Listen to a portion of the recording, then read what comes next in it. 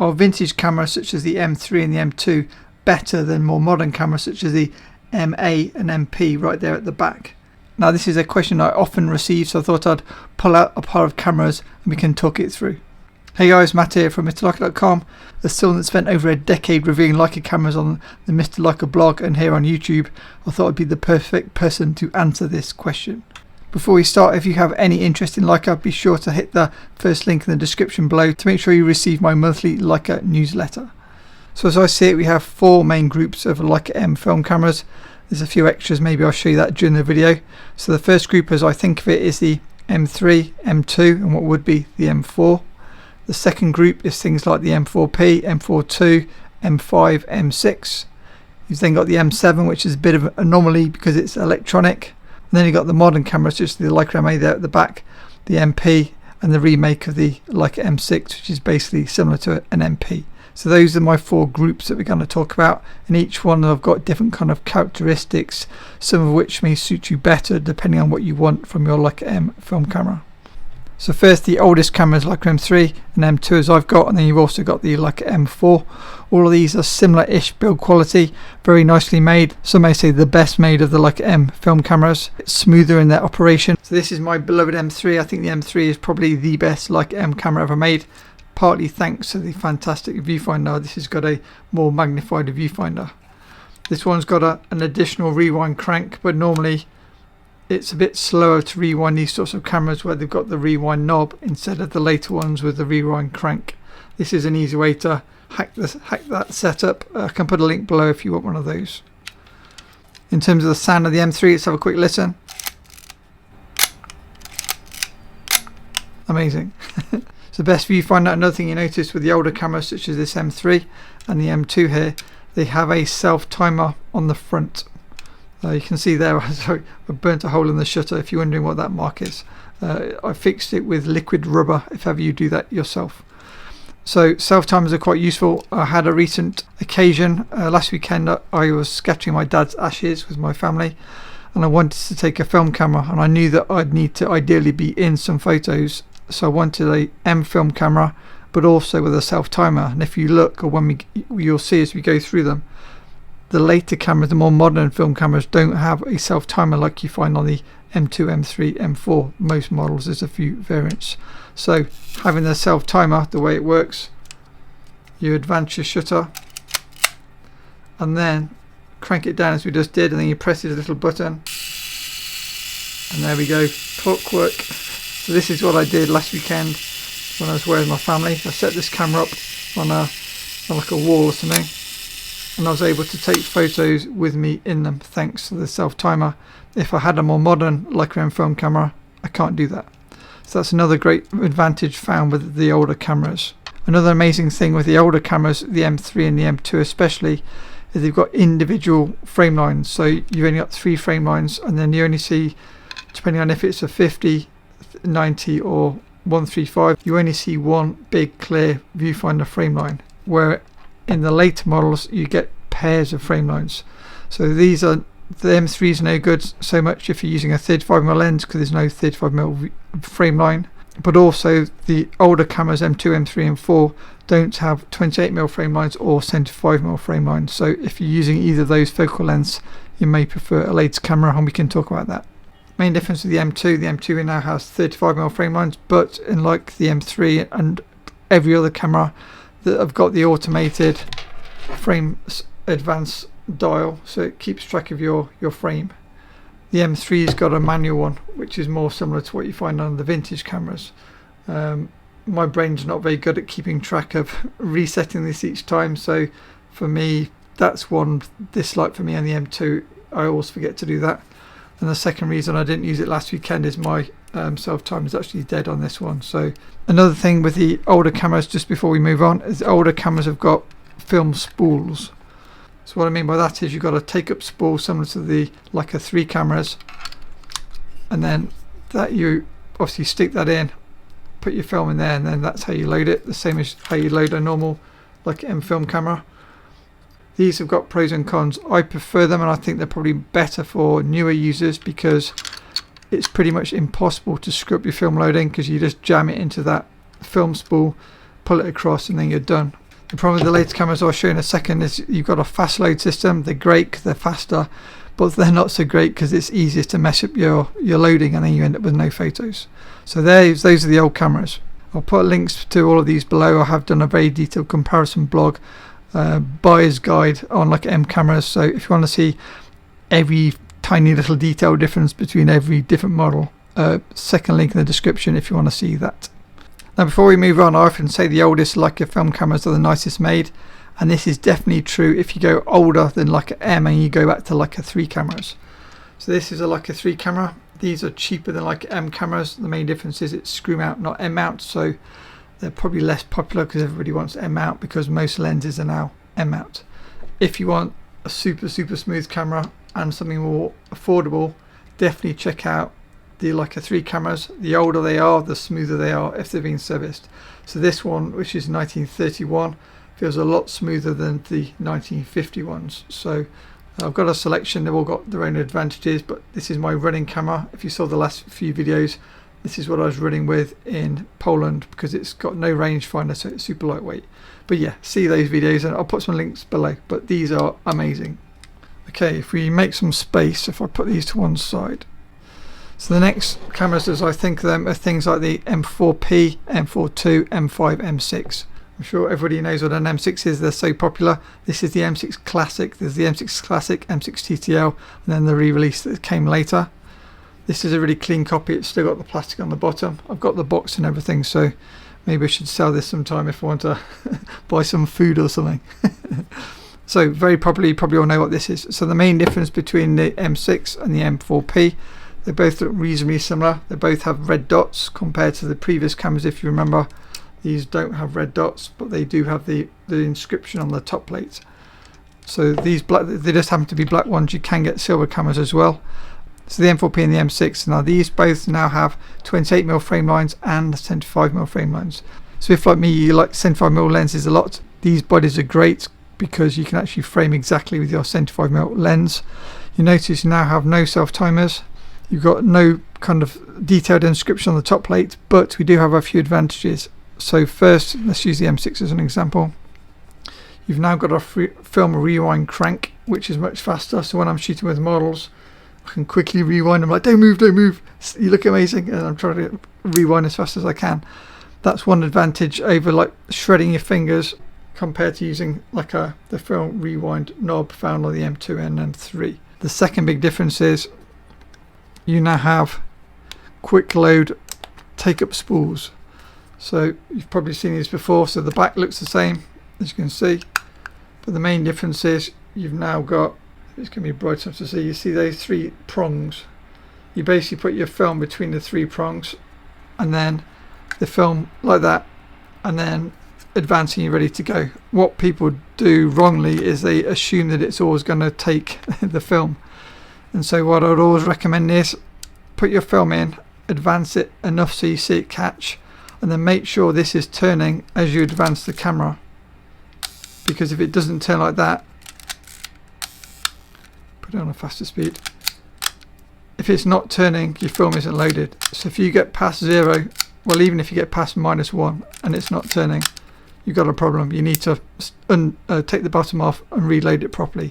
So any camera that's not got a film take up spool, definitely be sure to check that this is turning around, otherwise yeah you've screwed up. You notice this one's got a patch on the front compared to the M4P. This has got a light meter where the M4P doesn't have a light meter.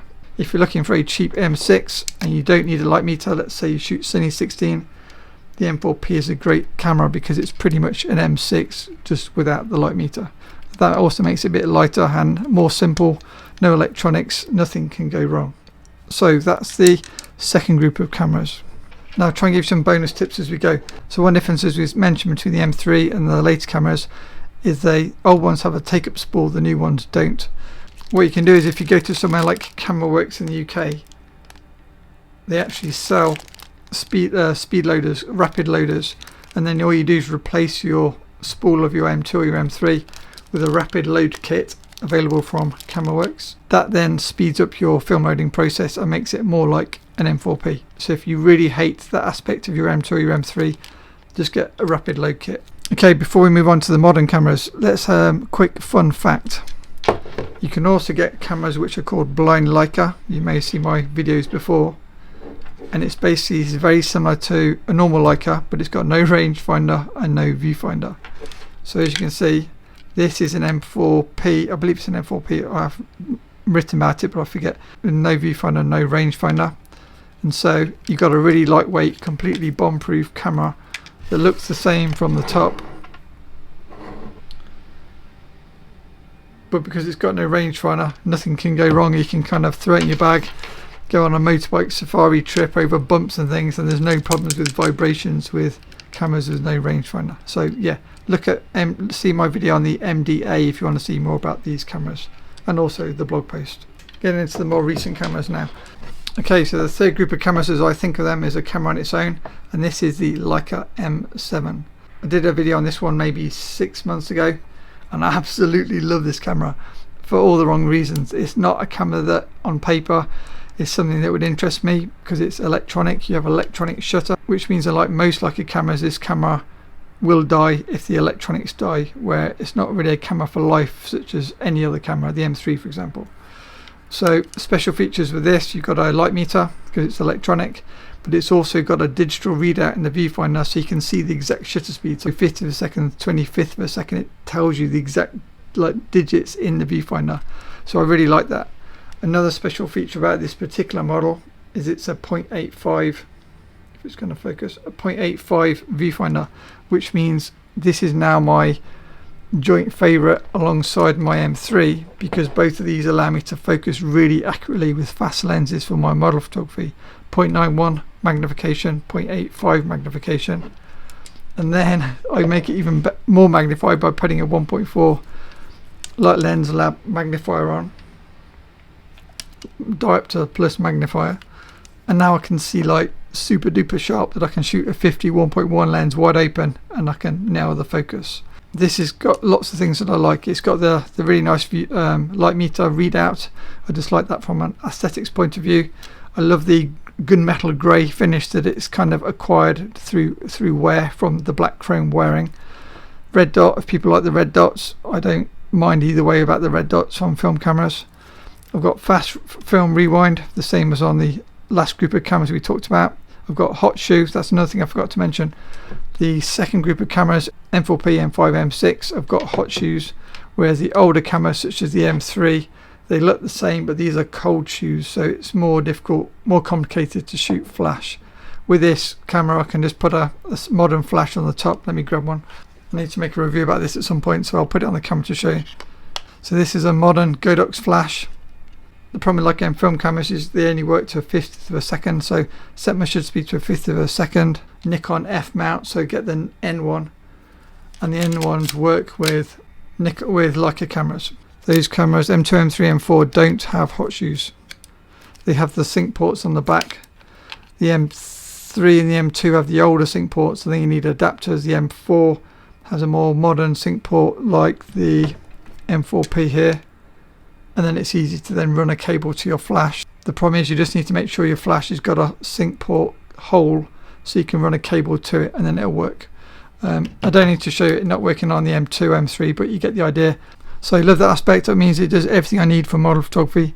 Really like it. The only problem is it's one day it's going to die because it is electronic. So I still need to do a really detailed blog post with loads of full res sample photos. So make sure you sign up to the blog if you want to see all this kind of stuff, if you want to see what these cameras can do. So amazing camera, an unexpected kind of recent favorite in the last 12 months for sure. And then you now have the modern cameras. So group 4 is the modern cameras as I think of them. This is your Leica MA and Leica MP. You've also got your Leica M6 re-release, but that's basically an MP with an M6 kind of skin on to make it look like an M6. So first thing you notice on the viewfinder of the M3 is clear glass. But on your modern cameras, they've got a blue tint now to stop the glare and things. You don't really have an issue because of the design of the M3, but these are now better than the mid-range cameras like the M4 II, M4P, M6, because they don't flare so much when you're focusing. Look how minimal it is. It's got no electronics, it's got no light meter, so you've got no battery compartment, and it just looks super slick and really minimal. This is actually more of a one-off because I had it engraved when I went to Leica. So normally this is not engraved on the top plate, but it looks pretty sexy now, doesn't it? You notice now with the MA, and if you see my MP video, I did have the MP. The MA and the MP have gone back to the old style film rewind knobs, which look pretty, but they're a bit slower to use and will like skin your fingers if you're trying to do like 4 rolls or 5 rolls of film in the same day. So that's the main difference. These feel more precise. The viewfinder's like very crystal clear compared to the older ones, but you're going to pay a premium because obviously these are much newer. I believe this one, I can't remember what I said when I did the MA video. I think it's less than 2 years old from memory, so I've got the original box and everything. So this has got slower rewind but the same fast loading. And then the difference between the main difference between the MA and the MP is the MA has got the disc on the back that doesn't do anything, it's just a reminder about what film you load. And then the MP has got the disc on the back which links to the light meter, similar to the M7 here. So you need to be sure to put your dial in your correct film speed. I mean, this has actually got a DX code reader, but I like to do it manually. Make sure you set your film speed to make sure that your meter reads correctly to give you the correct exposure. With an MA, it's more for looks. It doesn't actually do anything as such.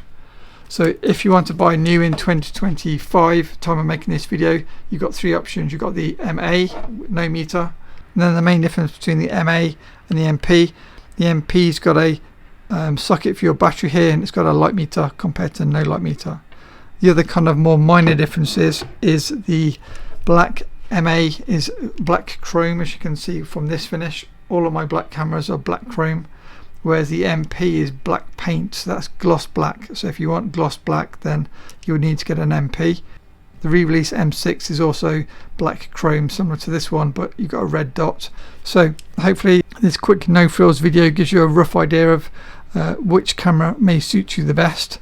There are a lot more details that I didn't cover in this video, such as some models give you the options of 3 finders, 0.58, 0.72 or 0.85. This is available on the M6, M7, MP as I remember well. Got fingerprints on my thing. So if you want, say, a wide angle viewfinder, say you shoot wide angle lenses and you wear glasses, you'd be better the 0.58 finder if you can find one.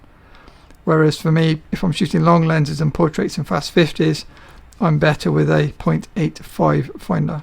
If you buy new, none of those are now an option. You'd have to just get a standard 0.72. If it says nothing, such as here, it's a 0.72. So that's what you get with a modern MA, MP or M6. I'll link some videos here next if you want to see more details of any of these particular cameras. You can always write to me. You can find me in most places, mrleica.com, Instagram, whatever. Hope you enjoyed it. Thanks for watching. Comment below on things I missed, and thanks as always to my amazing patrons.